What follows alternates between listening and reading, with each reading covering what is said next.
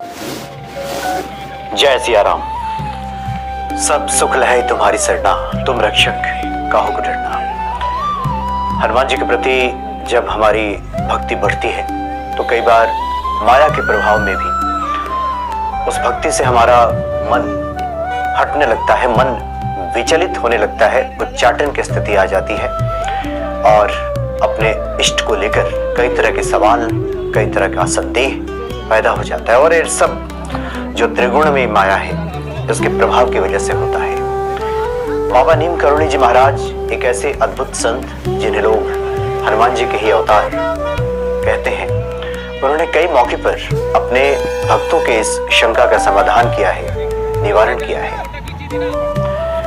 वैसे तो बाबा जी अपने भक्तों के संकटों को अपने ऊपर, खुद के ऊपर ले लिया करते थे। कई बार लोगों ने देखा कि जहाँ पे बाबा जी को काफी ठंड लग रही है, एक बार की बात है कि बाबा जी ने कहा कि मुझे बहुत ठंड लग रही है। लोगों ने उन्हें कंबल उठाया, हीटर की व्यवस्था की गई, सेका गया उनके पैरों को, लेकिन वो लगातार कह रहे थे मुझे बहुत ठंड लग रही है, मुझे बहुत ठंड लग रही है, बचाओ। तो भक्तों ने ये मान लिया कि लगता है कि बाबा किसी पे कृपा कर रहे हैं, कोई इनका भक्त ऐसा है जो ठंड से व्याकुल है और जिसकी जान की रक्षा कर रहे हैं। तो बाबा तो अक्सर अपने भक्तों की परवाह किया ही करते हैं।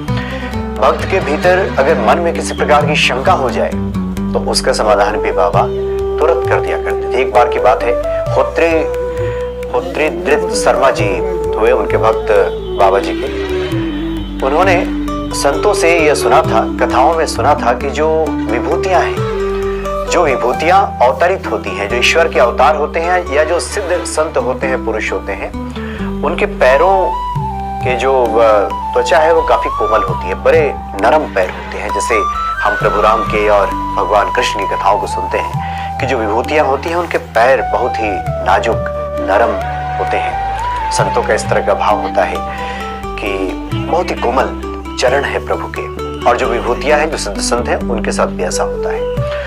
तो होत्रीदृत जो शर्मा हैं, इनके मन में एक सवाल पैदा हो गया ये सब सुनने के बाद कि लोग कहते हैं कि बाबा नीम करुणी जी महाराज तो हनुमान जी के अवतार हैं, सिद्ध संत हैं, सिद्ध पुरुष हैं, लेकिन उनके पैर तो कोमल नहीं है, धूल दूसरे पैर हैं, बेवाइयां भी फटी रहती हैं।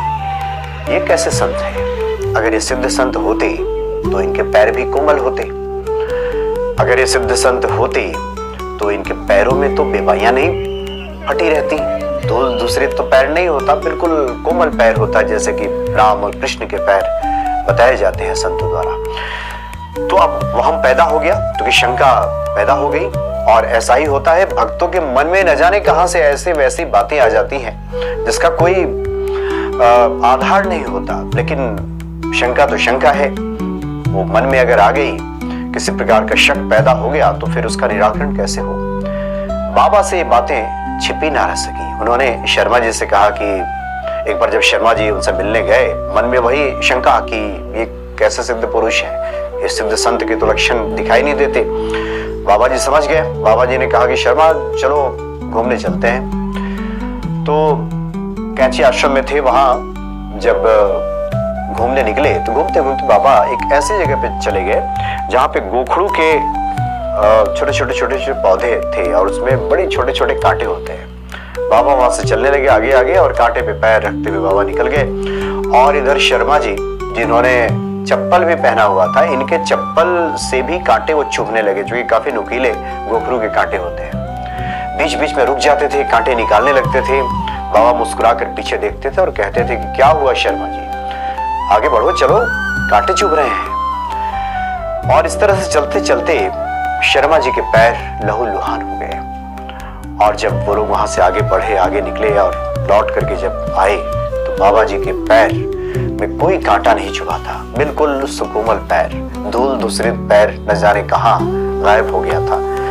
वही जो संतों के भाव होते हैं कि कोमल चरण बाबा के दिखाई दे रहे थे।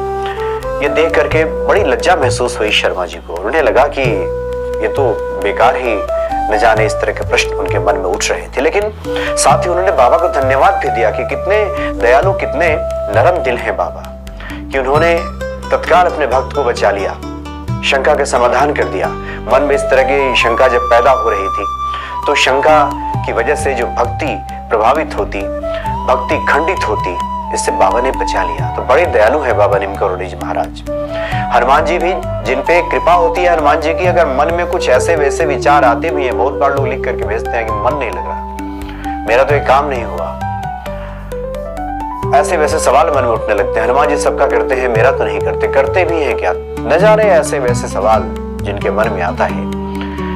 और विश्वास रखिए, जो लोग भी हनुमान जी के कृपा पात्र हैं, हनुमान चालीसा का पाठ करते हैं, जिनका भरोसा कभी भी क्षण मात्र के लिए भी अगर हनुमान जी के प्रति हुआ है, उनकी शंका का समाधान हनुमान जी तुरंत कर देते हैं। उस व्यक्ति की भक्ति कभी खंडित नहीं होती और दृढ़ होती जाती है। तो बड़ी अलौकिक प्रसंग है बाबा नीम करोड़ी जी महाराज के। ये पढ़ने सुनने के बाद ईश्वर के प्रति जो हमारी भक्ति है ये बढ़ जाती है।